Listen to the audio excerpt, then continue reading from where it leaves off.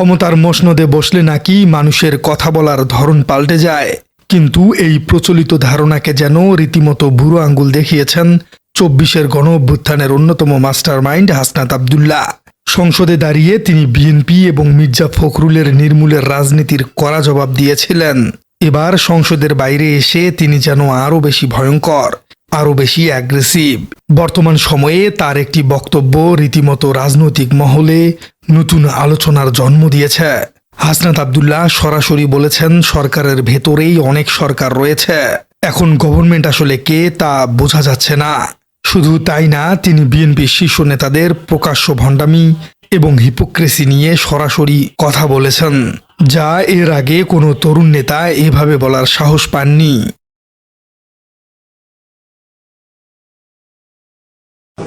আমাদের গভর্নমেন্টের অনেক মুড সুইং হয়, মানে গভর্নমেন্ট আসলে কে এটা বোঝা যাইতেছে না। মানে এটা আসলে হাসিনার সময় নাকি বোঝা যাইতো যে ডিসিশনটা দিন শেষে কে নেয়। মানে দিন শেষে দেখবেন ডিভোর্সের প্রবলেমও দিন শেষে ডিসিশন দেয় হাসিনা, দিন শেষে সবাই দৃষ্টি আকর্ষণ করতে হাসিনা। তো এখন আসলে এই জায়গায় মানে ডিসিশনটা আমার কাছে মনে হইতেছে there are so many governments within the governments, আমার কাছে এটা মনে হইতেছে। মানে আমি নিশ্চিত না, কারণ এবং আপনি দেখবেন খুব শীঘ্রই এটা বলা হবে যে আমাদের প্রাইম মিনিস্টারকে এইচপিএমকে। কিন্তু হাসনাত আবদুল্লাহ কেন হঠাৎ এমন বিস্ফোরক মন্তব্য করলেন? সরকারের ভেতরে সরকার বলতে তিনি আসলে কাদেরকে বুঝিয়েছেন? আর একটি দেশের জন্য এই ধরনের পরিস্থিতি আসলে কতটা ভয়ঙ্কর? চলুন দর্শক, হাসনাত আবদুল্লাহর বক্তব্যের ভেতরের ভয়ঙ্কর রূপটি তুলে আনা যাক। প্রথমেই হাসনাত আবদুল্লাহর বক্তব্যটি একটু সরাসরি শুনুন। রাজনৈতিক বিশ্লেষকরা বলছেন, হাসনাত আবদুল্লাহর এই কথাটি শুনতে হয়তো একটু হাস্যরসাত্মক মনে হতে পারে, কিন্তু রাষ্ট্রবিজ্ঞানের ভাষায় এটি একটি চরম ভীতিকর পরিস্থিতি। একটি গণতান্ত্রিক দেশে সরকার পরিচালিত হয় একটি নির্দিষ্ট কাঠামোর মাধ্যমে, যেখানে ক্যাবিনেট মন্ত্রিসভা সম্মিলিতভাবে সিদ্ধান্ত নেয় এবং প্রধানমন্ত্রী বা সরকার প্রধান তার চূড়ান্ত অনুমোদন দেন।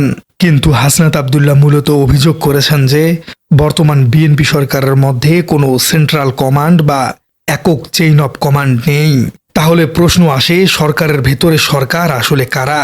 এখানে হাসনাত আবদুল্লাহ অত্যন্ত সুকৌশলে দেশের প্রশাসন, আমলাতন্ত্র এবং পুলিশের ভেতরে ঘাপটি মেরে বসে থাকা ফেসিবাদের দোসর এবং ভিন্ন ভিন্ন সিন্ডিকেটের দিকে আঙ্গুল তুলেছেন।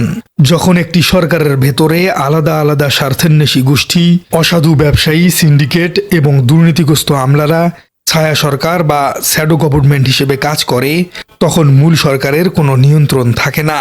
হাসনাত আবদুল্লাহ মূলত এই আশঙ্কার কথাই ব্যক্ত করেছেন যে বিএনপি সরকার হয়তো নির্বাচিত হয়ে এসেছে, কিন্তু দেশ চালানোর আসল চাবিকাঠি হয়তো অন্য কোনো অদৃশ্য শক্তির হাতে রয়ে গেছে।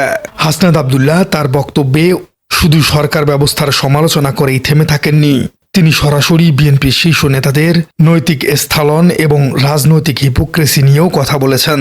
তিনি বিএনপির স্থায়ী কমিটির সদস্য সালাউদ্দিন আহমেদের একটি পুরনো বক্তব্যের রেফারেন্স টেনে আনেন। হাসনাত আবদুল্লাহ বলেছেন, ওই দিন জনাব সালাউদ্দিন সাহেব স্বীকার করলেন, আমরা আসলে তখন যা বলা হয়েছে এরকমভাবে সংস্কার ও নির্বাচন হওয়ার জন্য। এই অংশটি অত্যন্ত গুরুত্বপূর্ণ। ২৪-এর গণ অভ্যুত্থানের পর অন্তর্বর্তীকালীন সরকার যখন সংবিধান এবং রাষ্ট্রের বিভিন্ন সেক্টরে সংস্কারের উদ্যোগ নিয়েছিল, তখন বিএনপি তাতে সম্মতি আনেনি। কিন্তু ক্ষমতায় আসার পর সালাউদ্দিন আহমেদের মতো নেতারা যখন বলেন তারা শুধু দ্রুত নির্বাচন আদায়ের জন্যই এই সংস্কার প্রস্তাবে রাজি হয়েছিলেন এবং আসলে তাদের সংস্কারের কোনো ইচ্ছা ছিল না, তখন এটি সরাসরি জনগণের সাথে প্রতারণার শামিল হয়ে দাঁড়ায়। একটা তাগাদা ছিল যে এরা সংস্কারের বাহানায় যদি নির্বাচনটা না হতে দেয়, সেজন্য আমরা সবকিছুতে আপোষ করে জুলাই জাতীয় সনদেও স্বাক্ষর করেছি, আমরা একত্রিত হয়েছি, সমঝোতা হয়েছে। এবং আমি আসলে কিছু কথা বললে হয়তো অনেকে অন্যভাবে নিবে। এই ইন্টারিম গভর্নমেন্টটা ছিল ভিতরে বাইরে দুই দলের সমর্থনে। তো এক দল ছিল যমুনার অভ্যন্তরে, আর একটা দল ছিল যমুনাকে কিনারে। তো মাননীয় স্পিকার তখন দর্শক, একটি গণতান্ত্রিক ব্যবস্থায় রাজনৈতিক দলগুলো জনগণের কাছে তাদের ইস্তেহার এবং নীতির প্রতিশ্রুতি দিয়ে ভোট চায়, কিন্তু ভোটের আগে এক কথা বলে আর ক্ষমতায় যাবার পর যদি তারা স্বীকার করে যে আগের কথাগুলো স্রেফ কৌশল বা ভণ্ডামি ছিল, তবে তা নৈতিকভাবে চরম দেউলিয়াত্ব প্রমাণ করে। হাসনাত আব্দুল্লাহ একজন তরুণ নেতা হিসেবে এই হিপোক্রেসির বিরুদ্ধেই সবচেয়ে বড় নৈতিক অবস্থানটি গ্রহণ করেছেন। তিনি চোখে আঙ্গুল দিয়ে দেখিয়ে দিয়েছেন যে ক্ষমতার লোভে নীতি বিসর্জন দেওয়াটা নতুন বাংলাদেশে আর গ্রহণযোগ্য হবে না। হাসনাত আব্দুল্লাহর বক্তব্যের আরেকটি গুরুত্বপূর্ণ দিক ছিল রাষ্ট্রযন্ত্রের কাঠামোগত সংস্কার নিয়ে তার বিরাট ক্ষোভ।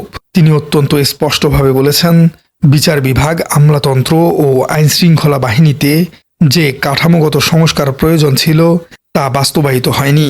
দীর্ঘদিন ধরে পুলিশকে রাজনৈতিক হাতিয়ার হিসেবে ব্যবহার করা হয়েছে, অথচ পুলিশ ও মানুষ, তাদের নিজস্ব সুরক্ষা ও পেশাগত স্বাধীনতা প্রয়োজন। ইতিহাসের দিকে তাকালে আমরা কি দেখি? গত 15 বছর ধরে শেখ হাসিনা সরকার পুলিশ প্রশাসন এবং বিচার বিভাগকে নিজেদের দলীয় ক্যাডার বাহিনীতে পরিণত করেছিল। পুলিশকে দিয়ে তারা বিরোধী দলের নেতাকর্মীদের গুম, খুন, নির্যাতন চালিয়েছে। গণ অভ্যুত্থানের পর সাধারণ মানুষের সবচেয়ে বড় দাবি ছিল এই প্রতিষ্ঠানগুলোকে রাজনীতিমুক্ত করা। কিন্তু হাসনাত আব্দুল্লাহ অভিযোগ করেছেন যে বর্তমান সরকারও ঠিক পুরনো পথেই হাঁটছে। তারা প্রতিষ্ঠানগুলোকে স্বাধীন করার বদলে আগের সরকারের মতোই সবকিছু নিজেদের নিয়ন্ত্রণে রাখতে চাইছে। হাসনাত আব্দুল্লাহ সতর্ক করে দিয়ে বলেন, সরকার যদি মনে করে সবকিছু নিয়ন্ত্রণ না করলে রাষ্ট্র পরিচালনা সম্ভব নয়, তাহলে তা দীর্ঘমেয়াদে ইতিবাচক ফল দেবে না। এতে নাগরিকদের মধ্যে বঞ্চনা, প্রতারিত হবার অনুভূতি এবং প্রতিষ্ঠানগুলোর প্রতি আস্থাহীনতা বাড়বে। দর্শক, এটি একটি যৌক্তিক সতর্কবার্তা। ইতিহাস প্রমাণ করে, যখন কোনো সরকার রাষ্ট্রযন্ত্রকে গায়ের জোরে নিয়ন্ত্রণ করতে চায়, তখন সাময়িকভাবে তারা লাভবান হলেও দীর্ঘমেয়াদে এই রাষ্ট্রযন্ত্রই তাদের পতনের কারণ হয়ে দাঁড়ায়। হাসনাত আব্দুল্লাহ দেশের অর্থনৈতিক সংকট এবং জ্বালানি নিরাপত্তা নিয়েও কথা বলেছেন। তিনি বলেছেন, দেশের বিদ্যুৎ ও জ্বালানি নিরাপত্তা নিশ্চিত করতে হলে নবায়নযোগ্য জ্বালানির দিকে দ্রুত অগ্রসর হওয়া ছাড়া বিকল্প নেই। বর্তমানে দেশ যে ভয়াবহ জ্বালানি সংকট এবং লোডশেডিংয়ের মধ্য দিয়ে যাচ্ছে, তার মূল কারণ হল পূর্ববর্তী সরকারগুলোর ভুল নীতি এবং কয়লা ও এলএনজির উপর মাত্রাতিরিক্ত নির্ভরতা। হাসনাত আব্দুল্লাহ একটি টেকসই ও পরিবেশ বান্ধব সমাধানের কথা বলেছেন। তিনি বলেছেন, রাষ্ট্র পরিচালনায় স্বচ্ছতা, জবাবদিহিতা এবং শক্তিশালী স্বাধীন প্রতিষ্ঠান গড়ে তোলার কোনো বিকল্প নেই। জনগণের যে আকাঙ্ক্ষা থেকে পরিবর্তনের আশা তৈরি হয়েছিল, তা পূরণ করতে হলে প্রকৃত অর্থে সংস্কার বাস্তবায়ন করতে হবে। দর্শক, হাসনাত আব্দুল্লাহর এই পুরো বক্তব্যটি বিশ্লেষণ করলে একটি বিষয় অত্যন্ত পরিষ্কার হয়ে ওঠে। নতুন প্রজন্মের নেতারা আর পুরনো ধাঁচের রাজনীতি মেনে নিতে প্রস্তুত নন। 24-এর গণ অভ্যুত্থান শুধু একটি সরকারের পতন ঘটায়নি, এটি দেশের রাজনৈতিক সংস্কৃতিতে একটি বিশাল পরিবর্তন এনেছে। হাসনাত আব্দুল্লাহর মতো নেতারা প্রমাণ করেছেন যে তারা শুধু রাজপথে লড়াই করতে জানেন না, তারা নীতির প্রশ্নে, সংস্কারের প্রশ্নে এবং রাষ্ট্রের কাঠামোগত পরিবর্তনের প্রশ্নেও সমানভাবে আপোষহীন। বর্তমান ক্ষমতাসীন বিএনপি সরকার যদি হাসনাত আব্দুল্লাহর এই সতর্ক বার্তাগুলো অনুধাবন করতে ব্যর্থ হয় এবং আগের সরকারের মতোই দখলদারিত্বের রাজনীতি চালিয়ে যায়, তবে আগামী দিনগুলোতে তাদের জন্য অনেক বড় রাজনৈতিক সংকট অপেক্ষা করছে, এমনটি বলছেন বিশ্লেষকরা। দর্শক, হাসনাত আব্দুল্লাহর এই সাহসী বিশ্লেষণ এবং বিএনপি সরকারকে দেওয়া এই কড়া বার্তাকে আপনি কিভাবে দেখছেন? দেশের বর্তমান রাজনৈতিক পরিস্থিতিতে কি আসলেই সরকারের ভেতর সরকার কাজ করছে বলে আপনি মনে করছেন? আপনাদের অত্যন্ত মূল্যবান এবং যৌক্তিক মতামত অবশ্যই কমেন্ট করে জানাবেন। আর আমাদের চ্যানেলে নতুন হয়ে থাকলে চ্যানেলটি সাবস্ক্রাইব করার অনুরোধ থাকলো। দেখা হচ্ছে পরবর্তী ভিডিওতে।